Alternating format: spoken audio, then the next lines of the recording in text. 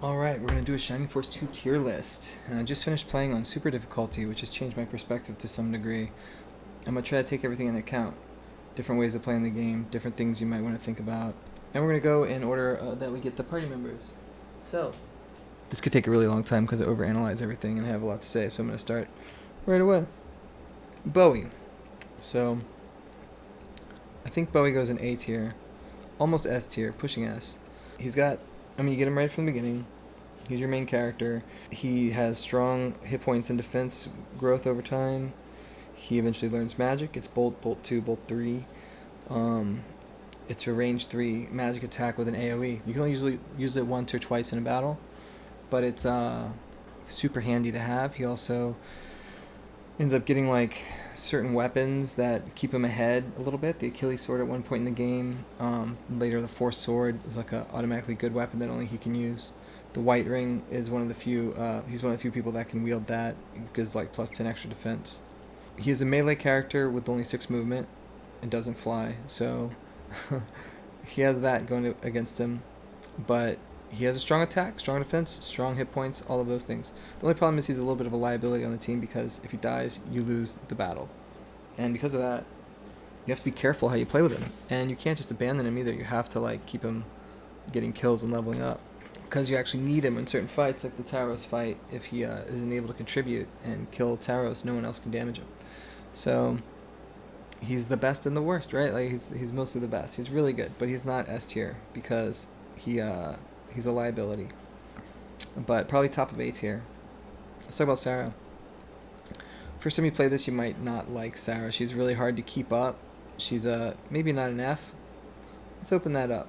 Let's add a tier below this. Let's call this row F. Pop, pop, pop, pop. Don't worry, I'm not putting her there. I want it to exist though. Yeah, she might feel like an F at first. It might be like, wow, she doesn't hit hard enough. At first she does. She hits as hard as everyone else, but she stops getting weapon upgrades. So it's like she just falls behind in power, and then it's hard to level her up. She gets blast relatively early in the game. If you can get her there, she can get guaranteed damage with magic. But, if you just heal with her every round, she's going to stay equal or slightly above the rest of the group. And one of the ways you want to do that in the early game is just buy her some medical herbs, and she can heal every round.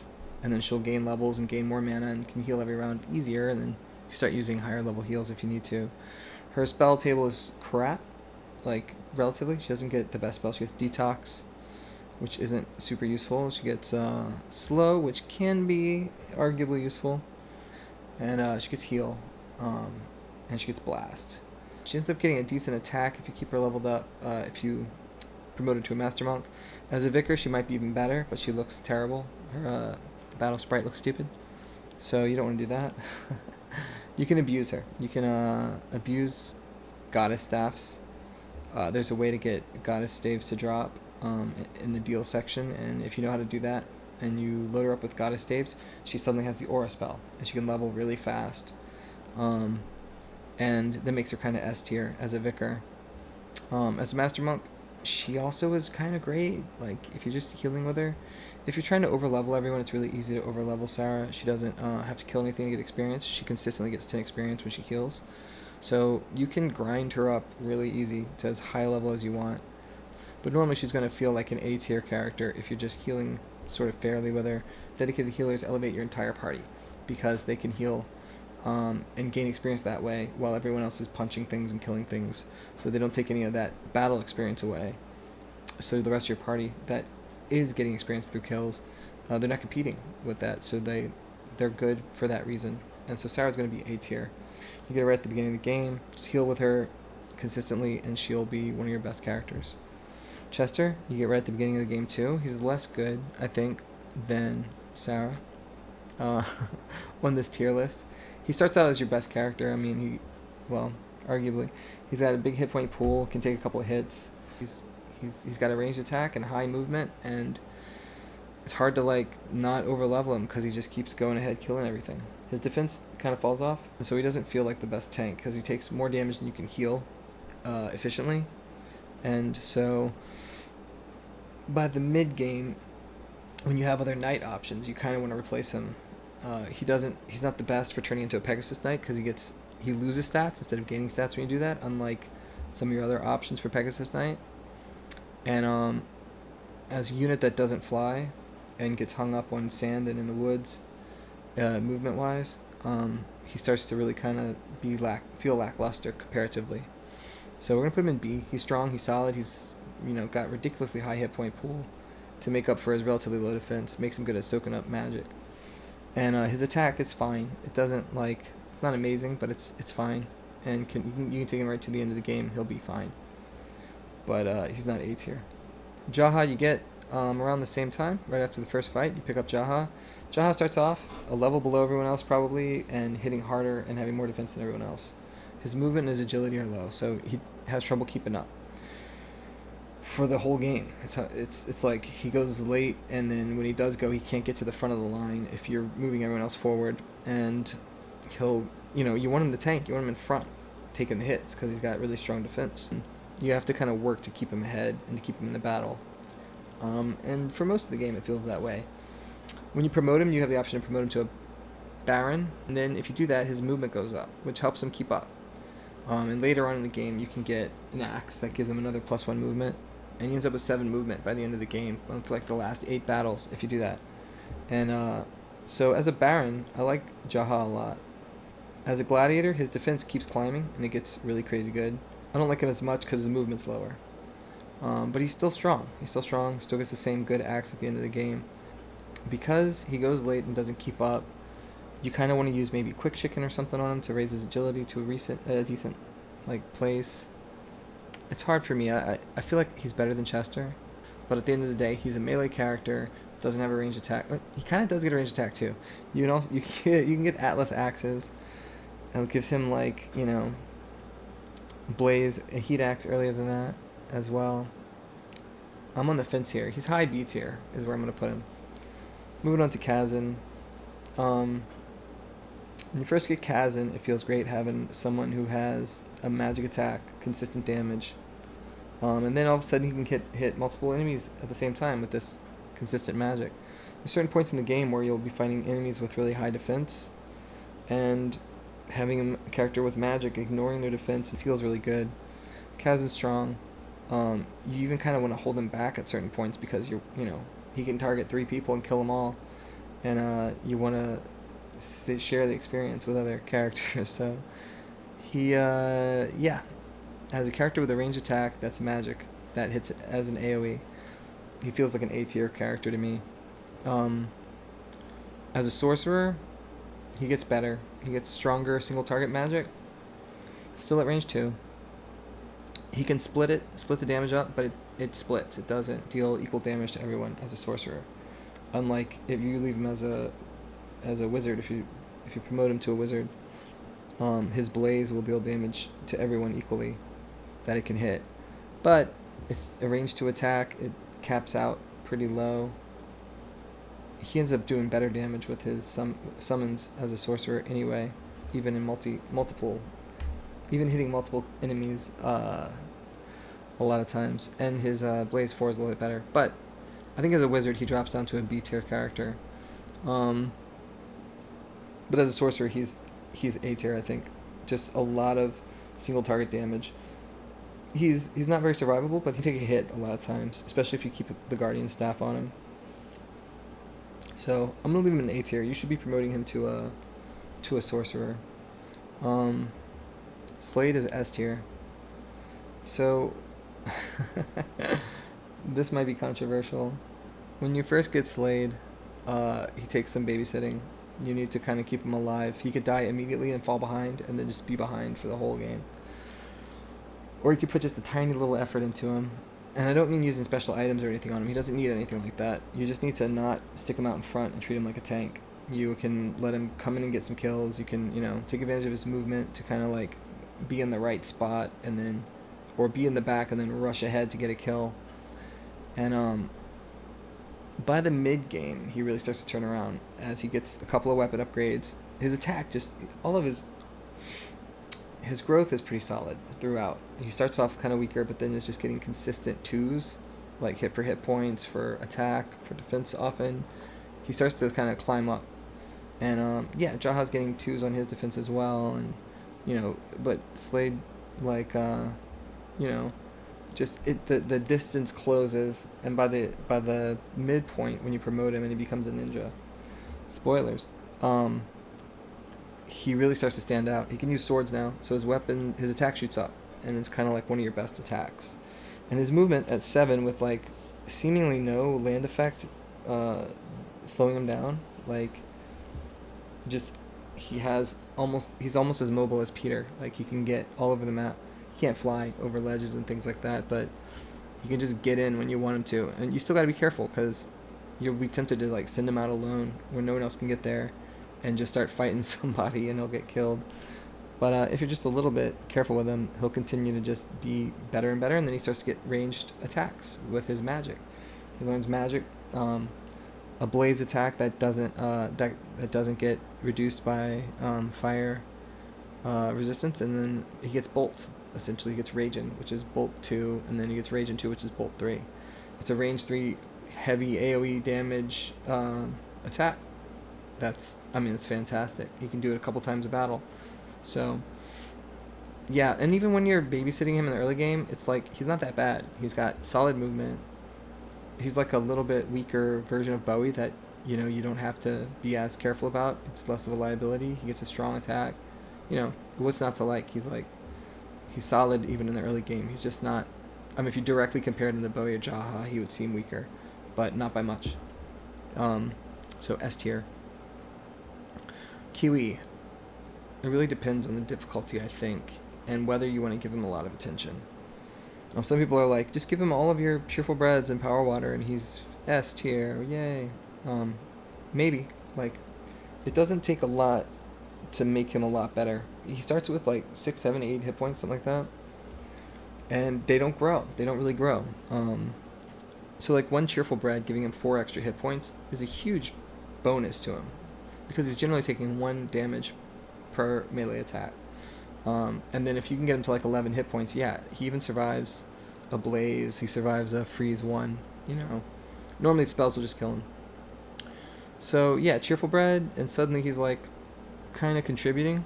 He still has a weak attack. So power water and cheerful bread, and now you got him maybe to a B tier. He's still just a melee character, who is not the strongest attack in your party, and you got to keep him safe from spellcasters or he instantly dies. And then if you get him to promotion and you've given him some items, maybe he's A tier, because now he can fly, and flying is good, and he has 7 movement, and 7 movement is good. So flying 7 movement character that can kind of tank melee and starts to gain hit points, but then he still is vulnerable to magic throughout the whole game. He'll die to a freeze 4 in the late game, whatever. And he has a special attack that breathes fire. It's uncontrollable. He just does it sometimes. Deals way more damage. It feels cool when it happens. Then it stops feeling cool because his normal attack grows above it, and he'll breathe fire and it's worse. So he can be really frustrating in the late game. And you really do have to invest some items in him to even get him to promotion in the first place, for him to not be really bad. And these are items you could use on other characters. Everybody's better if you put a cheerful bread and a power water on them. Put that on Slade and he's S++. But Kiwi's fun, and if you want to make him fun, it goes. The power water and the cheerful bread go a long way on him. The extra 4 hit points are less noticeable in someone like Chester, who's got 100 something hit points by the end of the game. Whereas Kiwi, 4 hit points when you got 8 hit points, that's a 50% hit point increase, right? So it's not terrible. And because all of his attack is innate, he doesn't use a weapon, you don't have to get him, similar to other no weapon users, like Geralt, Claude, Zinc, Peter. You can get good buffs on him with, say, if you're using the boost spell, his defense gets boosted even more. If you're using the attack spell, his attack gets boosted more because he's got high innate values, since he's not a weapon user. So there's some really cool uses for Kiwi. But overall, I think still he's so much work. He has so much work to get there, and then he's going to cost you. You really need to use at least a cheerful bread on him to get him to be useful. And sometimes you want to just put all your cheerful breads on Bowie and make him S tier. So I don't know. I'm going to put him in the D tier, even though it doesn't take that much to bump him up. I think May is probably a C tier character. I like May. I think she is probably the best archer, though the main reason for that is her attack. Her attack is higher than the other archers. And range 3 is powerful. Like having a character who can attack from 3 away is really good. And even just a range 2 character. In the other game, you don't have that many characters with range at all. Kazan, Chester, Sarah. When you fight the Kraken on the way to Hassan, these are your only 3 ranged characters, right? And May feels really good. From the moment you get her until you get to, maybe Hassan, she just feels strong. Like she's a little vulnerable. She can take a hit though early on. Her growth is kind of it's inconsistent, and then it gets kind of low. It feels like once she's promoted. The fact that you get one shot doesn't matter if you're in the back shooting from 3 away. She has movement issues in the desert, and that can be really difficult in other rocky terrain and things like that. Outside of those terrain spaces, she actually has really good movement, better than the other archers, kind of, because she's a horse.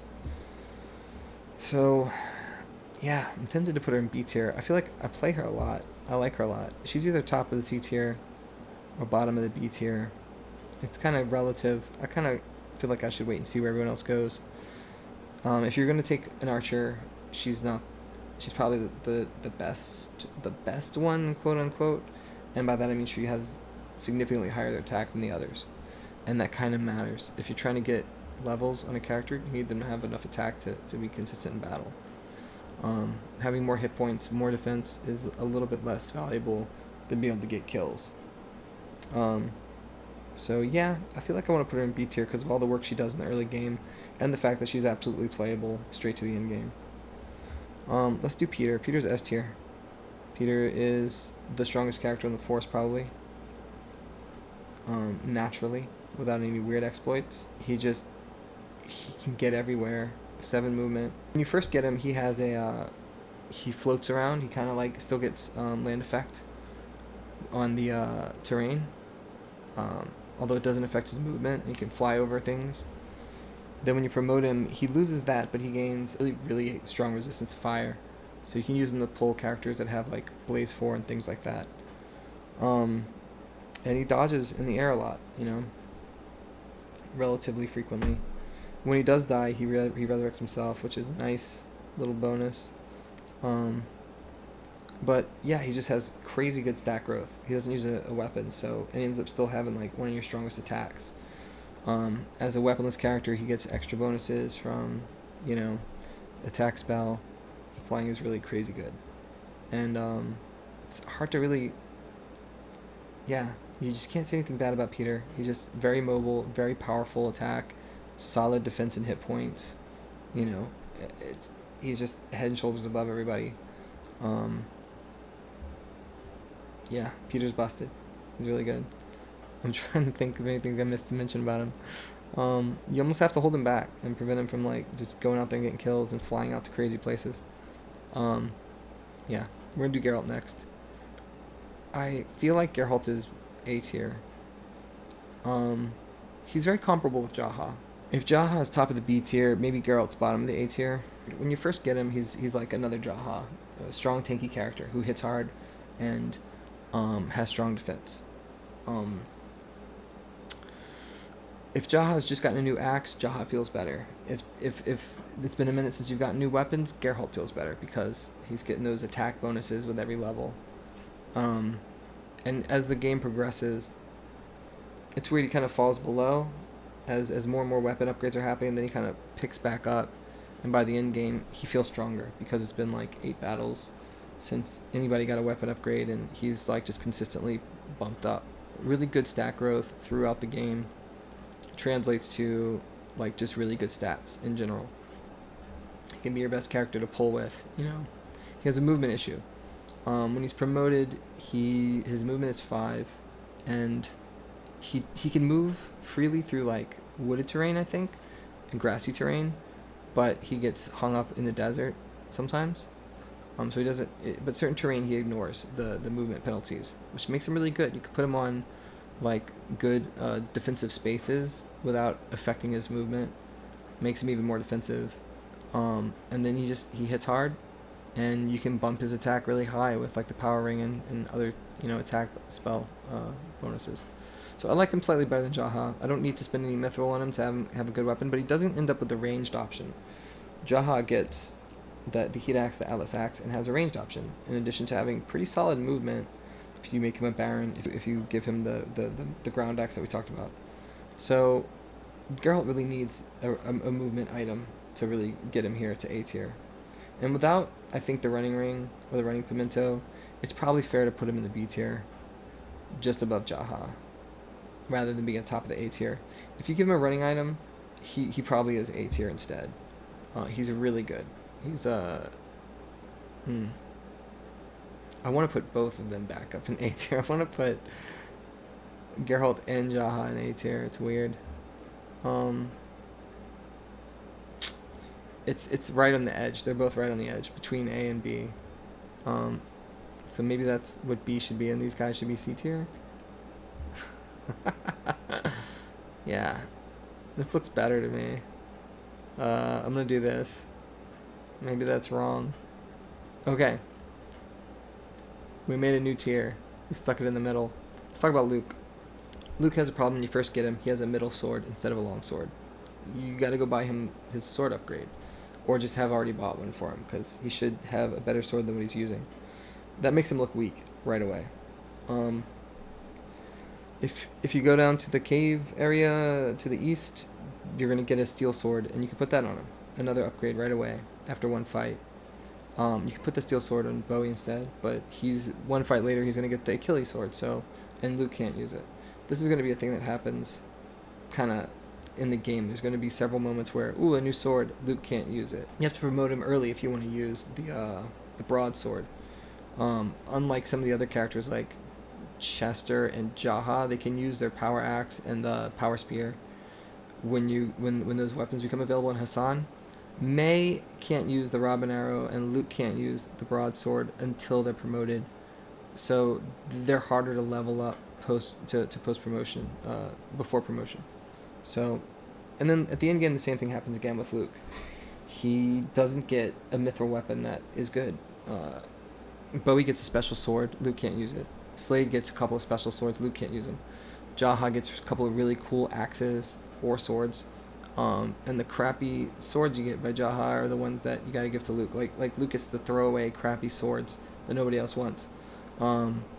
He doesn't have a special Birdman sword, right? You can use the dark sword on him, which is kind of fun. I think he's solid in general up to that point, up to the Dwarven blacksmith. He flies. He's a flying character, which is great. But as a flying character too, if you compare him to Peter, his movement's one less. If you compare him to Pegasus Knights, you get his movement's one less, and he doesn't get a ranged attack. Right? You compare him to Kiwi, his movement is one less. So these are other flying characters that he just is less mobile than the other mobile flyers that you have. So, and then he's got decent hit point growth, and his defense even kind of isn't that far behind, but it's not as good as the Pegasus Knights generally, and it's not as good as Peter's. So he just feels like the weakest flying character. Not counting one that's coming up in a minute. So, yeah, that's the biggest issue with Luke. He's great. You want to play with him. He's fun. He's doing solid. You know, you give him the power water, and he's up to par suddenly, kind of. And I always hate getting rid of him. Like, I always feel like he's not that bad. But he's not B tier, I think. I think he's in the C tier right here with May and Chester. Let's talk about Rick. I think Rick is better than Chester. Chester has more hit points. Rick has more defense. And significantly more. It's like 5 more defense. And it matters. And then if you turn them into a Pegasus Knight, right? Rick gets bonuses and Chester gets penalties. So Rick feels like a better Pegasus Knight. And Rick Pegasus Knight is like an A tier character. Like, it's tough, a little bit tough to get him there. Not that tough. He gets the power spear. It really helps to give him the power ring for a couple of fights after Creed's maybe. While he's waiting for a weapon upgrade, waiting to get promoted. He has to wait till he's like level 28, 27, 28 to get to Pacalon, get the Pegasus Wing, and promote him to a Pegasus Knight. Chester's the same story. You can do it to Chester. He's just worse as a Pegasus Knight. Because of the penalties he gets. And because the high hit points are not as good as the higher defense, in my opinion. It's good for soaking up magic, but it's harder to heal them back to full. And if you're getting multi-attacked, it's more noticeable when you have a high defense. Less so in the hardest difficulty. If you're in super difficulty, the high defense doesn't mitigate as much damage as you want it to. In the other difficulties, it's like, it can really matter. Going from like dying in, 2 hits to dying in like 4 hits really matters. So, I like Rick better than Chester in the vacuum because the higher defense I like better than the higher hit points, and because he's a better promotion to a Pegasus Knight. How much better is he? Like I said, like, they're kind of very comparable, equal units. I think Rick is maybe in the B tier over Chester. I don't know, it's weird. I feel like I want to assume you're making him a Pegasus Knight. And I feel like as a Pegasus Knight, it's not fair to have him lower than A tier. He's got 7 movement in the air and can throw a spear. He can carry a Valkyrie, which boosts attack. He can carry a Holy Lance and get another bonus to defense in the end game. Just having a spear option and flying is so good. It's really, really powerful. And there are other characters that can be the same that are going to be lower because they do it slightly different than Rick. And why would you use them if you can't have the option to use Rick? Take Rick. He's slightly better. And that's going to bump him a full 2 tiers higher. Weirdly, right? I mean, he's C tier and then A tier. I don't know. I'm assuming he's a Pegasus Knight. He's A tier. And he's also unpromoted. You can overlevel him. You must overlevel him to make him there. And then when he catches up again, he's just got amazing stats. The same could be said for Chester. It's just harder to get him there. Slightly harder to get him there. I don't like separating these that much. They're very similar. He's not that much better than Chester, but he's a little bit better than Chester, so he's going into A. Elric. Elric isn't much worse than May. He's really not. He's your second archer option that you get, and he's in an interesting place because when you get Elric, that's when you have to put someone in the caravan. That's the first moment where you have too many characters. He's your oddball out. He goes straight in the caravan, and it's tempting to leave him there. If you're playing with Kiwi, if you've invested in Kiwi with Power Waters, with Cheerful Breads and things like that, and you don't want to get rid of Luke because you like where Luke's at, maybe you gave him a Power Water, maybe you just promoted Luke right away, and he's got the better sword, and he's hitting hard in the air, and he feels great. It's a hard decision. It's a really hard decision point, because all of these characters are fine. I do think that Elric is a little bit worse than May. Innately, because he doesn't have that extra attack. It's hard to level him up beyond his promotion point. I think you get him at 21. And then getting him any higher feels stupid. It feels like you should just promote him. And if you do promote him, he's going to fall off a little bit, but he's going to immediately be able to get a Robin Arrow and shoot from 3 away. And that's really good. And if you make him a Baron Gunner, you have the option to do that. His defense is going to grow pretty good, and he'll be able to take hits in the end game occasionally. But he'll just have a really weak attack. So he's a candidate for a Power Water. And he's fine in the mid game. He's fine in the mid game when he's promoted and he's shooting from 3 away. But you can't take many archers, and if I was going to take one, I would take one with higher attack, because that's his major weakness. All other weaknesses can be accounted for. Dying in 1 hit isn't that bad if you can shoot from 3 away. Elric doesn't necessarily die in 1 hit, but he's not exactly a tank either. So I feel like that puts him in the D tier. But he's playable. You can use him. You can even forgo promoting him for a while, and try to get him a few extra stats before promotion, and then he'll look better than Janet and Rode, who they're coming up in conversation in a second. He still is not going to be better than May because of his attack. And attack is so important because attack determines whether or not you kill things in game levels. Let's talk about creeds. The characters at creeds, he offers you one of these 4, and the first one you meet is Karna. She's S tier. She's maybe higher S tier than Slade and Peter. Um, it's it's similar to Sarah, except you don't have to work to abuse Karna.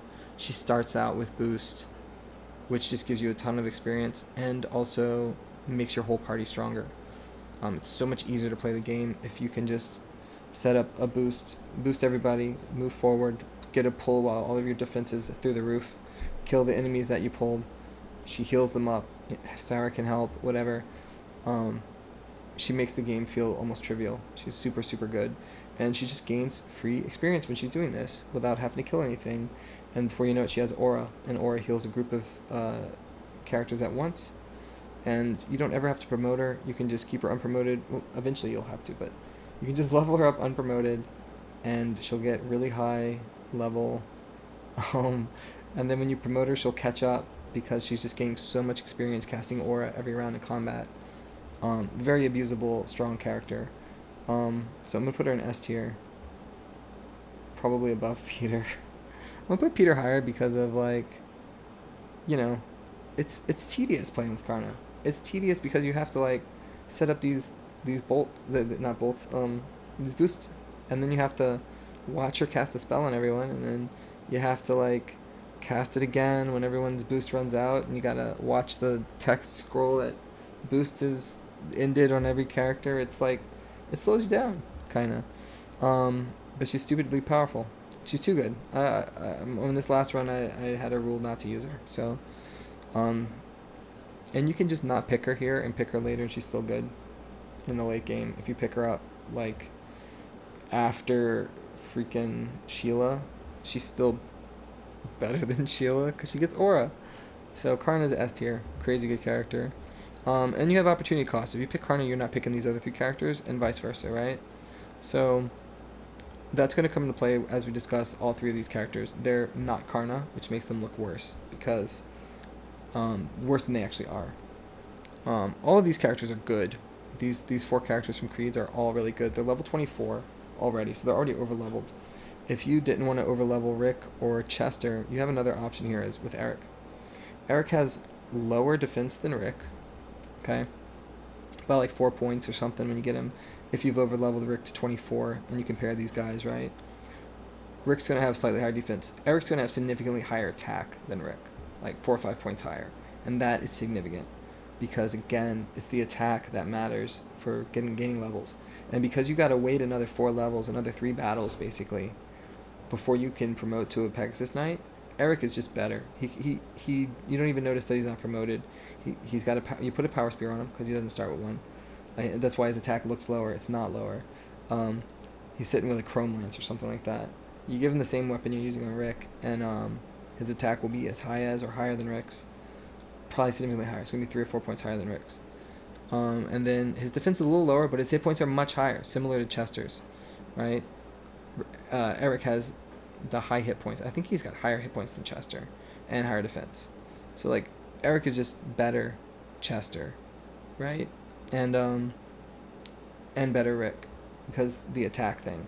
Attack really matters. So despite having a few points defense lower, it's made up by the hit points kind of, and it's made up by the attack. All right. He also has low agility, but again, you're gonna over level him even more after you get him if you take him, and you're gonna want to turn him into the Pegasus Knight. You can let Rick go back into the caravan if you want to take Eric. He's a better Pegasus Knight than Rick, but not by that much. He just has a higher attack, and that matters. Pegasus Knights are good in general, though. You can't make them all Pegasus Knights, but I'm gonna put him right here, right above Rick. But opportunity cost, right? If you take him, you're not taking these other guys. Randolph. Randolph is better than Jaha. When you get Randolph, he's gonna have a few more hit points. He's gonna have a stronger attack than Jaha's. If you didn't promote Jaha right away, if you did promote Jaha right away, he's gonna look way better than Jaha. Like if you're putting Jaha at 20, Randolph is better.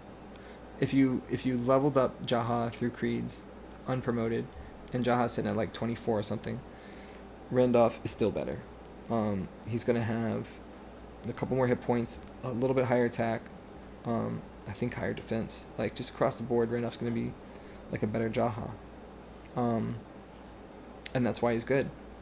And but Jaha's still good too, and you could just take.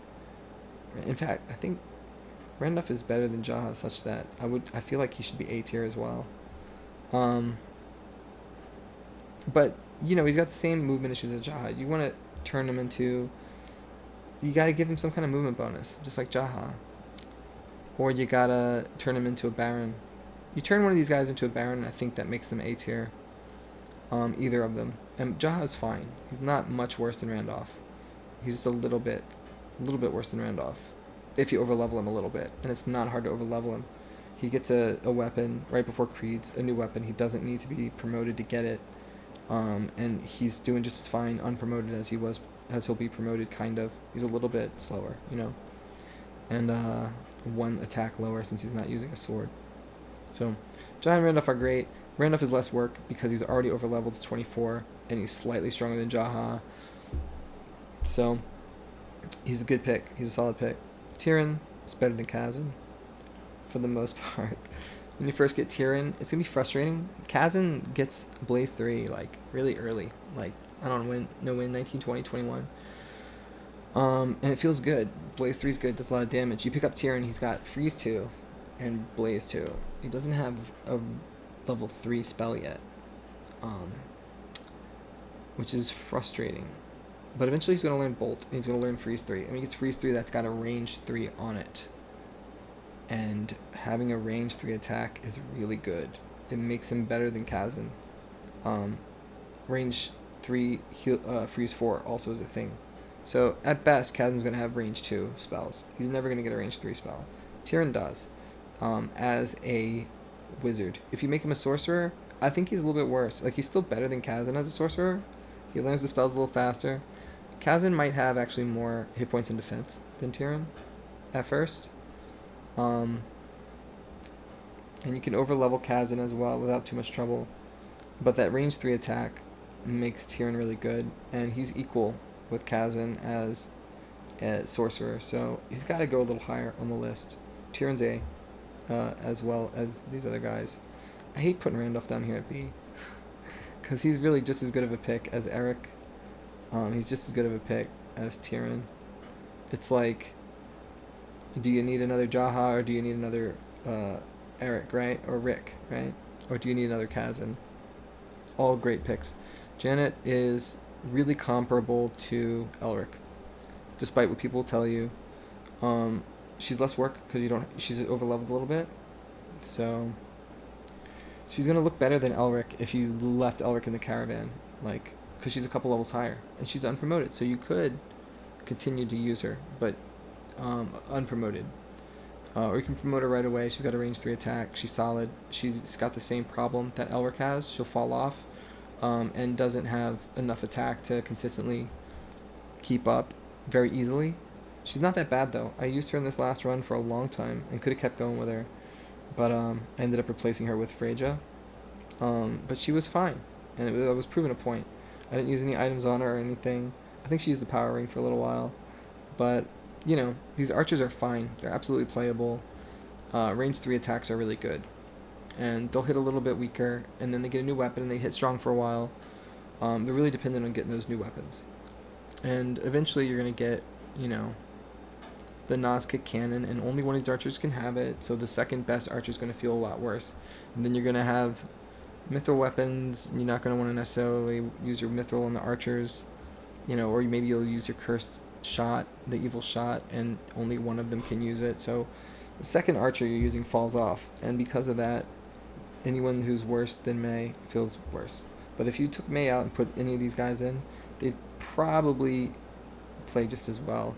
And we're going to talk about Road in the same breath, really, because Road is essentially the same as these two. I'm going to put Road a little higher. No, he's not really, though. Road has lower potential, since you get him already promoted. Road's the first character you gain that's already promoted. So, you don't have the option to overlevel him and then level him again. You barely have that option with these guys. You have to kind of grind to get Elric or Janet overleveled, because they're just... it's hard to get the kills with them if they don't have that range 3 attack, and they won't until they're promoted. So it feels like you really are incentivized to just promote them as fast as you can, because they need the weapon upgrade. They need to be promoted to get it.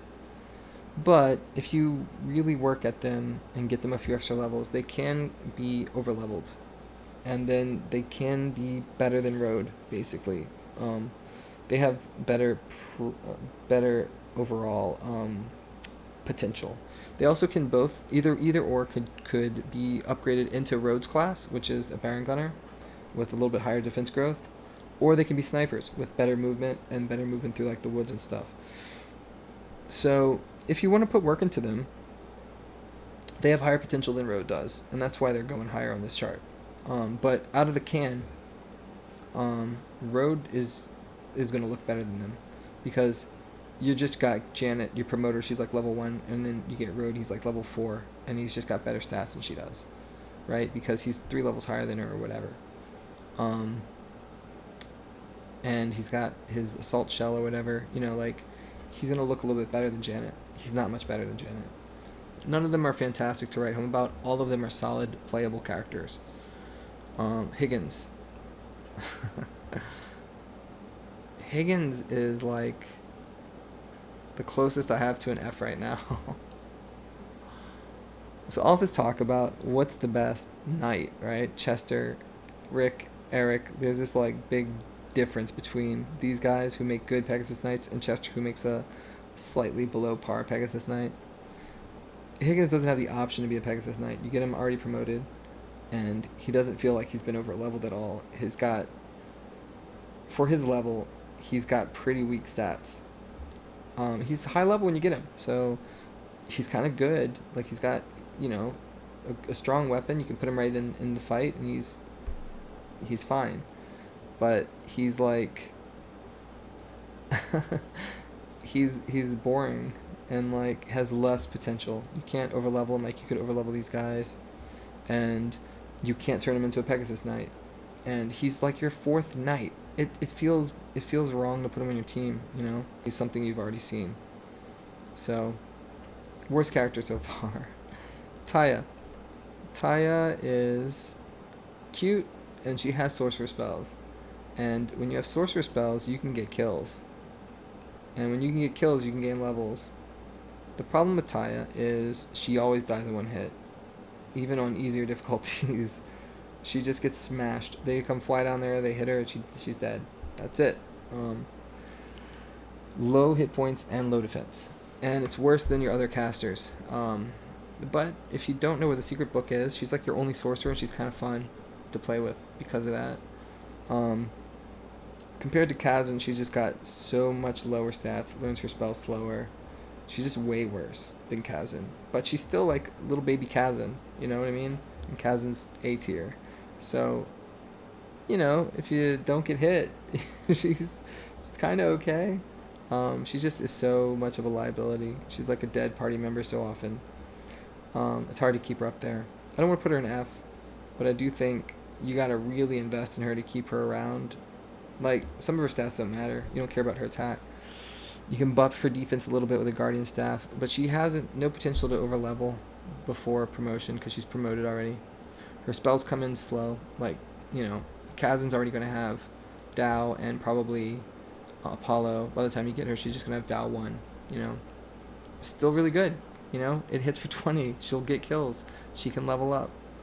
But I think she's probably somewhere on this D tier. Probably lower than Kiwi, honestly. Playable character. You can put her right in your party.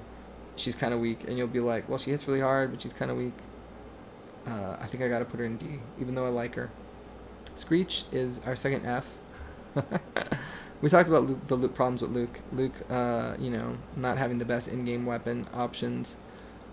Screech is worse than Luke. He's just in all ways worse than Luke. If you overlevel Luke a lot, like in the last game I got him like level 27, 28, then I promoted him, and then I was maybe level 5 or 6 when we got Screech, who was like level 11 or something like that. Luke was comparable to Screech, 5 levels lower than him, and he was better. Like, he had a stronger attack than Screech's, I think, and it was like, man, he's already better than Screech, and he's gonna gain levels and catch up probably with Screech. So Screech is like worse Luke, and Luke is like worse Pegasus Knight, and Pegasus Knights are like worse Peter. So like Screech is just like one of the worst. I don't like him as much as like Kiwi. Kiwi at least has some gimmick, you know, like he moves really far, and flies. Screech doesn't move as far as Kiwi moves, you know, and is still a melee attacker. So he's like worse than Kiwi, I think. Although it takes way less effort to get Screech in your party than it does to get Kiwi into a good spot. So it could be argued that you could put Screech here with Kiwi, but you get him so late, and he didn't do all that work that Kiwi does in the early game as a fun little tank, you know? So it's like, I don't think he deserves it. Pretty much not a character you want to play with. Jaro, you get Jaro right after you get Screech. And if you compare the two, Jaro's just head and shoulders above Screech. He moves farther, he has better hit points, better attack, better defense, better everything, and he flies. And it's like, why would I ever use... Even if you're like, fine, I'm going to make room when I have another flyer in the party. The next fight, you get another flyer. And he's just better. Now, he's not as good as some of your other guys. I think he's stronger than Chester because he flies. Innately better. Chester has better stats, probably. And you have the potential to overlevel Chester. But flying is so good that I think I'd still rather run Jaro over Chester. So I'm going to put him high C tier above Chester. It could be argued that he's a B tier character, but his stats are kind of weak. He's not as good as Eric or Rick. And I might be biased a little bit. I feel like he might be a B tier character. It's close. Yeah, I'm going to put him in B tier. Bottom of B tier rather than C tier. He is a Pegasus Knight, straight up. And you can put him right in your party and he's fine. He's good. He's a good character. And Pegasus Knights are good. Yeah. But he's lacking in stats a little bit. I don't know the exact numbers right now off the top of my head, but I think I'm correct. Double check me on that. I think his stats are just kind of lower than your other options. But he flies, and you don't have to spend anything to get him there. Frasier is an A tier character, maybe an S tier character. He doesn't have boost, but he has aura and he has attack and heal. Aura is really good. Aura heals your whole party. But Frasier's ugly, and because he's ugly, we're gonna put him in A tier. He's also, as a vicar, he gets really cool weapons he can wield. He can use the goddess staff and some other staves that are neat. He can use the white ring, like Bowie, but you probably want to put it in Bowie. But it's more auras, more cast of aura to help him level up even more. He's just ugly is the only problem with him. He's over-leveled essentially compared to these other healers, right? Like you can do stupid things with Sarah. You can make Sarah S+, right? But Frasier right out the can is just really good healer. He gets aura as long as you got him get it past that first fight. He doesn't have aura in the first battle.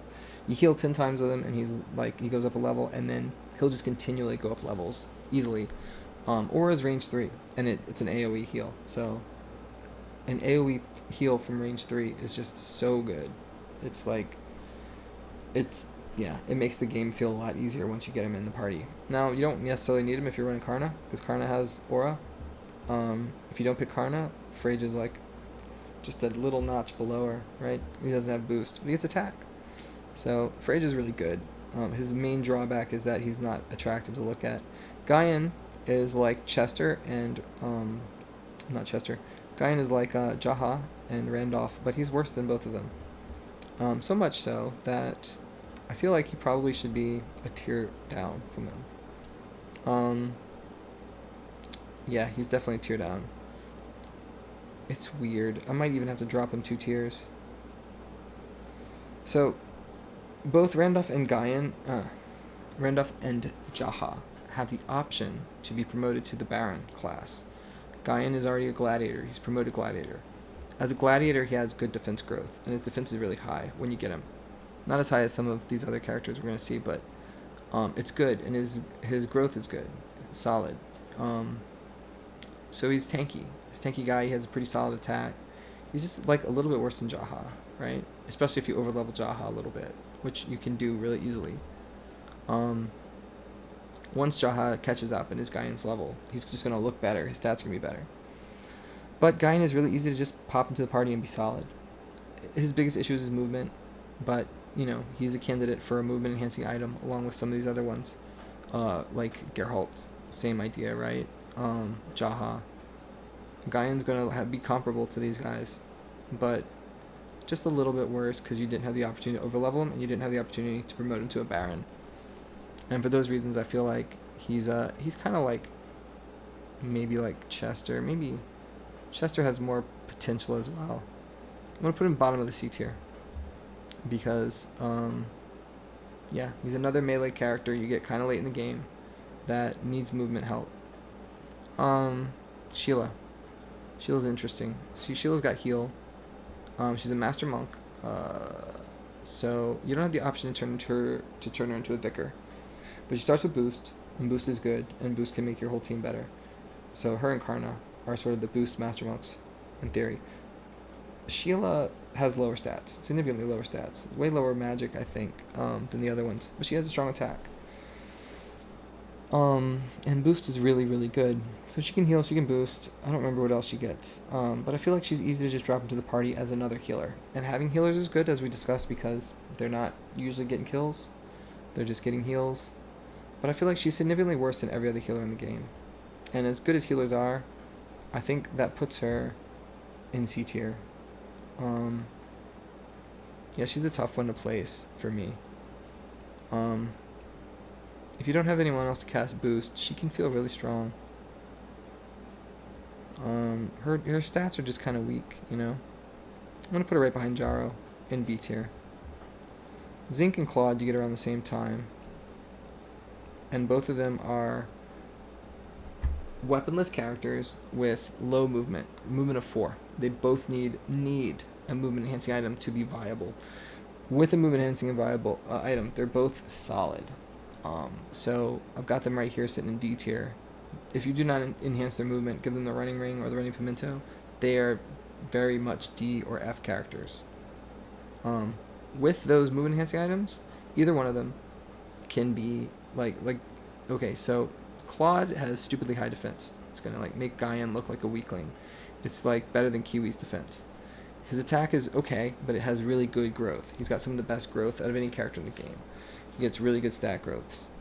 But he's a little bit lower level. He's like level 14 when Zinc is like level 16 or something like that. And so he feels like a little bit behind when you get him. And then he doesn't keep up, right? You have to freaking slow everyone down and keep him up. But if you want to really heavily invest in his movement, give him a quick chicken as well or something, you know, he can get up there and be like a really good tank. I still think he's at best a D or a C. Like, he's good. They're both strong characters. They're both really strong characters, very tanky. Claude still dies to like high level blaze and things like that. High level freeze from like the enemy, because his hit points are so low. Not as bad as Kiwi's, but they're low. Zinc, I feel like, to be fair, also belongs down here. Because he needs that movement enhancing item to be viable, you know?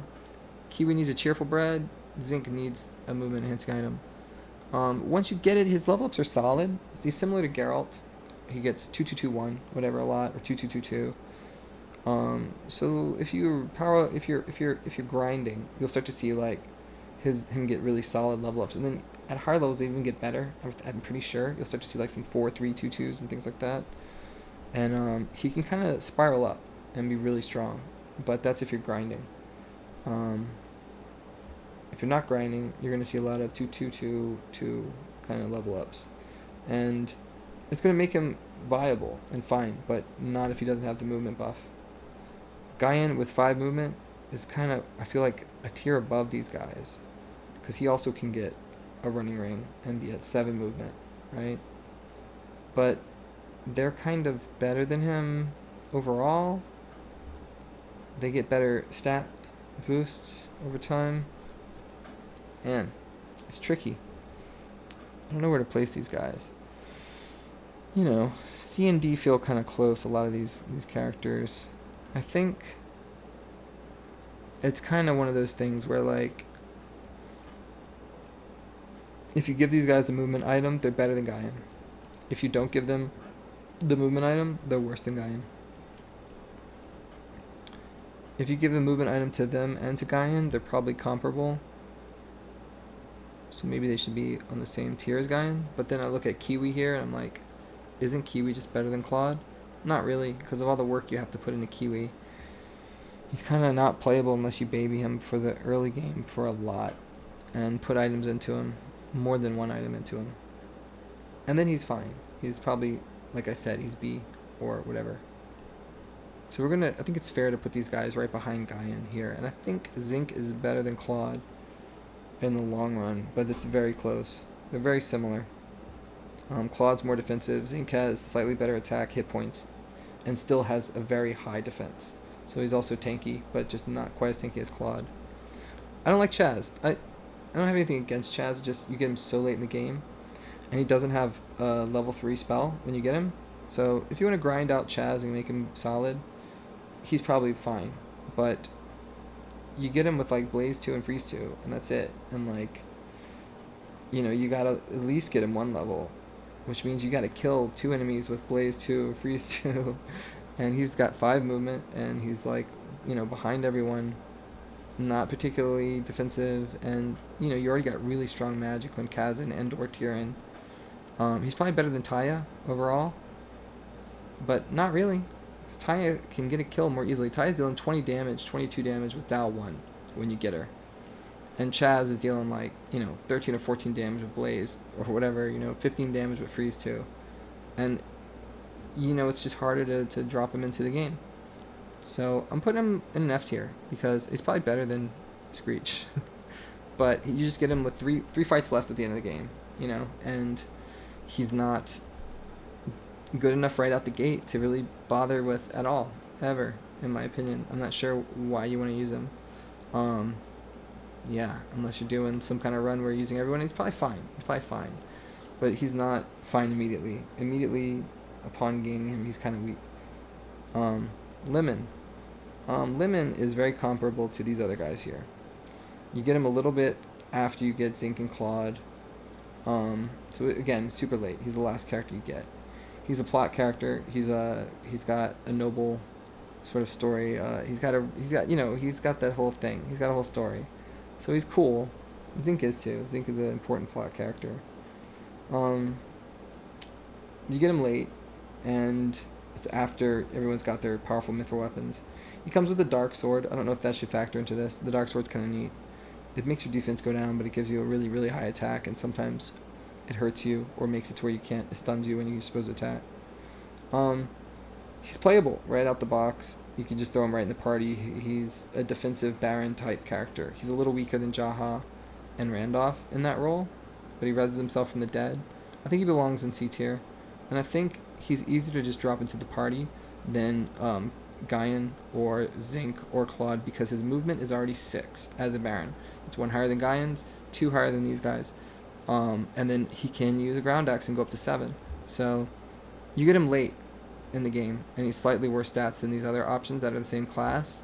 He's another melee attacker. And for that reason, I think he doesn't really belong higher than C tier. And that's it, kids. That is Yeager's tier list for Shining Force 2. Let me just look at it really quick, see if I still feel this way. There's some weirdness with the A tier here at the end, right? Like, Rick and Eric probably are like higher than they should be, because I'm assuming they become Pegasus Knights if you have them. If Rick's not a Pegasus Knight, he's lower, right? Some other options, like we talked about, right? Kiwi's better if you invest in him, right? Obviously.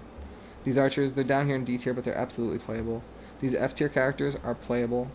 They're just like, kind of, why bother? It's like, why? Why play with them? I don't know why. You tell me.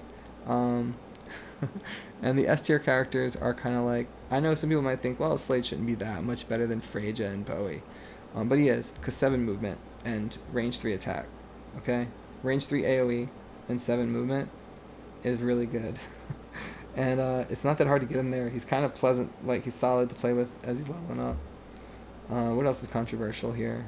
Maybe Sheila's too low. Healers are good. I could put her in A tier. But she's, why? I got these other healers by the time I get her.